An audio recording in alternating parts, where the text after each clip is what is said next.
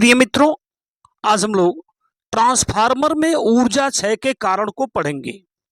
प्रश्न पूछा गया था, जो ट्रांसफार्मर का प्रश्न है उसमें यह भी पूछा गया था कि ट्रांसफार्मर में ऊर्जा क्षय के कारण क्या हैं। तो ऊर्जा क्षय के कारणों की हम बात करेंगे। तो फर्स्ट नंबर में लिखा हुआ है ताम्र हानि। ताम्र में तांबा होता है, क्योंकि जो तार है तांबे का, इसलिए ताम्र हानि कहा गया है। Copper loss. ट्रांसफार्मर की प्राथमिक तथा द्वितीय कुंडली, जैसा कि आप जानते हैं ट्रांसफार्मर में दो कुंडली होती है। तो ट्रांसफार्मर की प्राथमिक तथा द्वितीय कुंडली तांबे के यानी तांबे के तार की बनाई जाती हैं। इन तारों का प्रतिरोध अल्प होता है लेकिन शून्य नहीं होता है। इन तारों का प्रतिरोध अल्प तो होता है लेकिन शून्य नहीं होता है। अतः इनमें I² इंटू आर के बराबर विद्युत शक्ति की हानि होती है।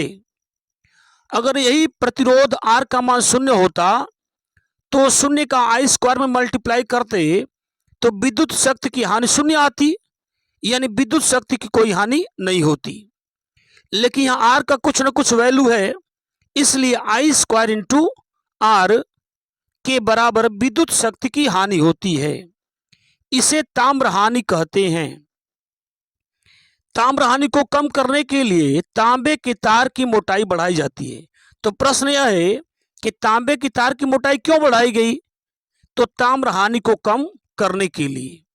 अब आते हम लोग भंवर धारा हानि पर। भंवर धारा हानि यानी eddy current loss. Eddy current यानी भंवर धारा क्या है? देखिए, ये जो धाराएं हैं पानी में बनने वाली भंवरों की तरह होती हैं। पानी में बनने वाली जो भंवरें तो गोल गोल घूमती हैं, इसी तरह से यह भी भंवरें बनती हैं, इसलिए इन धाराओं को भंवर धारा कहा गया। भंवर धारा क्या है? तो प्रत्यावर्ती धाराओं के कारण जब विद्युत फ्लक्स में परिवर्तन होता है तो क्रोड की बात करें, बता दिया कि लोहे का क्रोड, ट्रांसफार्मर में लोहे का क्रोड होता है और उसी क्रोड पर दोनों कुंडलियां लपेटी जाती हैं, दोनों डायरेक्ट संपर्क में नहीं होती हैं। तो दोनों कुंडलियों के बीच में क्रोड है। तो बताया कि प्रत्यावर्ती धाराओं के कारण जब विद्युत फ्लक्स में परिवर्तन होता है तो क्रोड में भी वोल्टेज प्रेरित हो जाता है, जिसके कारण क्रोड में भंवर धाराएं बहने लगती हैं।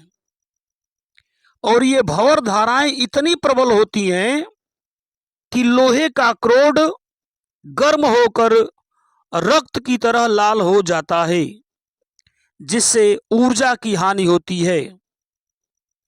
भंवर धाराओं को कम करने के लिए ही पटलित क्रोड बनाया जाता है।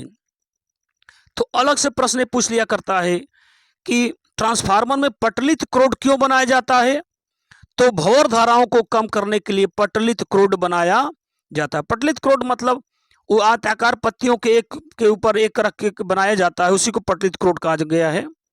तो पटलित में भंवर धाराओं को कम करने के लिए ही पटलित क्रोड बनाया जाता है।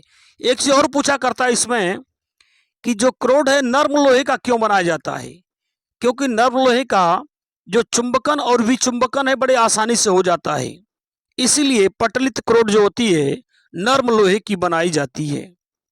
उम्मीद करते हैं ये कारण आपको समझ में आ रहे होंगे।